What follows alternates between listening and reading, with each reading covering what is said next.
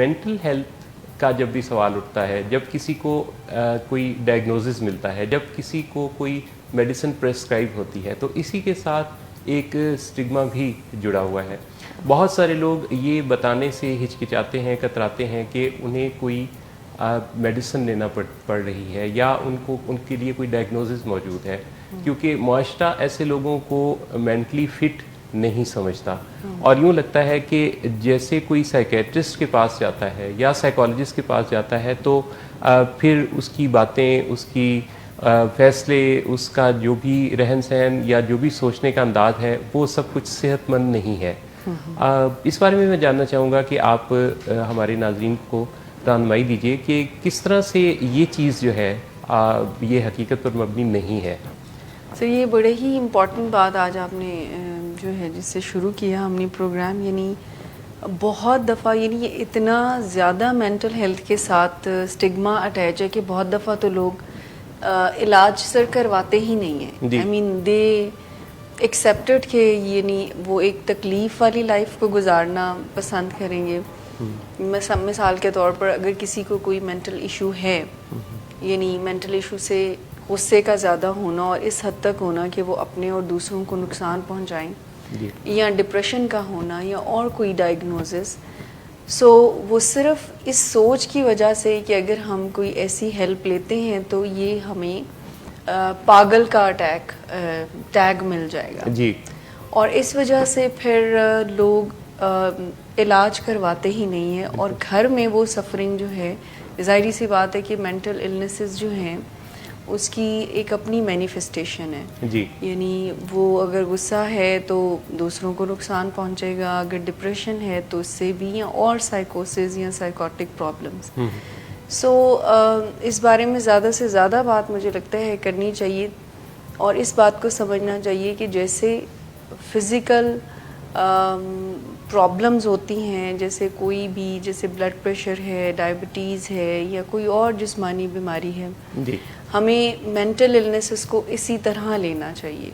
Exactly अब जैसे अगर हम तारीख़ के औराक पलटें और ख़ुद हमारे यहाँ विलिंग वेज के फोरम पर बहुत सारे जो मरीज़ आते हैं उनमें से जो है वो हमने कभी ऐसा नहीं देखा कि कोई जो पेशेंट है वो डल माइंडेड हो। ये सारे हाई अचीवर्स होते हैं, इंटेलिजेंट होते हैं, जीनियस लोग होते हैं।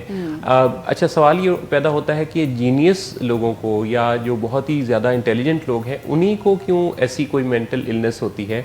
तो उसका जो आंसर है जैसे मेरे एंड पे ये है कि जो बहुत ज़हीन होगा उसे ही तो अपनी जहनी सेहत की हिफाजत करने की ज़रूरत होगी ज़्यादा, और जो बहुत ज़हीन होगा, बहुत इंटेलिजेंट होगा, वो सोने के टाइम में भी कोई ना कोई मंसूबाबंदी कर रहा होगा, कोई ना कोई प्लानिंग कर रहा होगा, कोई नए एवेन्यूज़ को मूव करने की प्लानिंग उसकी चल रही होगी। तो जो बहुत इंटेलिजेंट लोग होते हैं वो बाज़ औक़ात अपनी मेंटल हेल्थ की हिफाजत नहीं कर पाते और उनके जीन्स में छुपी कोई ऐसी मेंटल इलनेस जो है वो फिर ट्रिगर हो जाती है। अगर हम तारीख़ के औराक पलटें, जैसे मैंने पहले अर्ज़ किया कि आपको सक्सेस अचीवर्स की काफ़ी बड़ी तादाद मिलेगी। न्यूटन के बारे में कहा जाता है कि वो बाइपोलर के पेशेंट थे। इसी तरह आइंस्टाइन के बारे में जो है वो ऑटिज़म की बात भी होती है और OCD का पेशेंट भी उन्हें कहा जाता है। इसी तरह और कितने ऐसे लोग हैं, बल्कि साइंटिस्ट जितने हैं उनके हवाले से ये देखा जाता है कि वो चूँकि अपनी किसी एक ईजाद के हवाले से मुतमिन नहीं होते बल्कि उसे और बेहतर करना चाहते हैं। तो वो जो उनके अंदर परफेक्शनिज्म है वो OCD का एक ट्रेट भी होता है जी। बिल्कुल।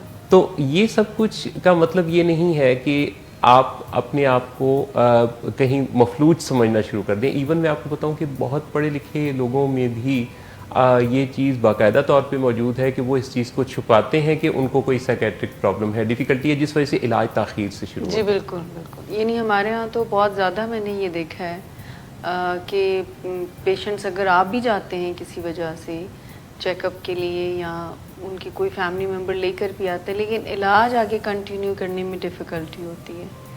और ये वाला जो टैग है ना कि हम पागल हैं कोई, ये वाली बात जो है बहुत ही एक आप समझ लें कि unacceptable for the other persons भी होती है और उस बंदे के लिए भी। यानी उनको ये फील शायद होता है कि अगर मेंटल इलनेस का डायग्नोसिस मिल गया तो इसका मतलब ये है कि अब हम सही यानी परफॉर्म ही नहीं कर पाएंगे जी। या कोई ना कोई कमी हो गई है। इवन जॉब्स के सिलसिले में देखा गया है कि कई दफ़ा लोग बताते हैं, मेरे पास काफ़ी फीडबैक आता है ऐसे लोगों का जिनको कोई ना कोई मेंटल इलनेस है। जैसे अभी चंद दिन पहले मुझे एक कॉल आई है खातून की, उन्होंने कहा कि मुझे डिप्रेशन की वजह से एंटी डिप्रेसेंट्स डॉक्टर ने लिख दी हैं, तो ये ख़त्म कब होंगी? तो मैंने कहा कि शुरू कब की? कहने लगी कि अभी पिछले हफ्ते। तो मैंने उनसे ये कहा कि ये तो यानी लंबा अरसा भी चल सकती हैं और ये तो आपके डॉक्टर डिसाइड करेंगे, लेकिन ये लंबा अरसा भी चल सकती हैं। तो क्या उन्होंने कहा कि नहीं, अगर किसी को पता चलेगा तो क्या बनेगा? तो मैं तो जॉब भी करती हूँ। अब ये जो चीज़ें हैं, ये वो चीज़ें हैं जो फिर आपको डिसफंक्शनल कर सकती हैं और इस स्टिग्मा से हमें निकलना होगा। मतलब जिस तरह से हमारा बिहेवियर जो है फिज़िकल इलनेसेस की, बिल्कुल उसी तरह से है। ब्रेन में कोई केमिकल इम्बैलेंस है या कोई दिमागी मसला है तो उसमें उसकी मैनिफेस्टेशन डिफरेंट है। लेकिन इसको हमें, क्योंकि इसका इलाज मौजूद है, बड़ी अच्छी ज़िंदगी, जैसे अभी मोहसिन साहब आपने थोड़ी देर पहले कहा कि ये इंटेलिजेंट लोगों में ज़्यादा होती है, तो उतना ही ख्याल उनको अपना रखने की ज़रूरत होती है और बड़ी अच्छी ज़िंदगी गुजार सकते हैं। बिल्कुल एक नॉर्मल लाइफ, बल्कि नॉर्मल लाइफ से भी बेहतर गुजार सकते हैं अगर हम ग्रेसफुली इसके डायग्नोसिस को एक्सेप्ट करें और इसके साथ स्टिग्मा अटैच ना करें। जैसे शुगर की बीमारी में कोई एक यानी जिसको जैसे कोई इंसुलिन डिपेंडेंट हो जाता है या कोई टैबलेट्स का इस्तेमाल कर रहा होता है, तो जिसके अंदर इंसुलिन की प्रोडक्शन कम है तो उसे बाहर के सोर्स से इंसुलिन हासिल करना पड़ती है। इसी तरह से अगर किसी का कोई केमिकल कम या ज़्यादा है तो उसको बैलेंस करने के लिए दवाइयाँ जो है वो आपको बेहतरीन मदद देती हैं, जिसमें कोई किसी किस्म का मसला नहीं है। बल्कि मैं आपसे एक अपना ज़ाती एक्सपीरियंस ये शेयर करूं कि यहाँ विलिंग वेज में हमारे जितने भी क्लाइंट्स आते हैं उनसे भी एक दोस्ती और ताल्लुक़ हो जाता है। तो एक हमारे इसी तरह से क्लाइंट जो काफ़ी साल पहले यहाँ आना शुरू हुए और रेगुलरली हमारे ग्रुप्स में शिरकत करते हैं, उनसे दोस्ती हो गई और वो OCD के पेशेंट हैं और इसके अलावा कुछ बाइपोलैरिटी के ट्रेट्स भी उनके यहाँ देखे।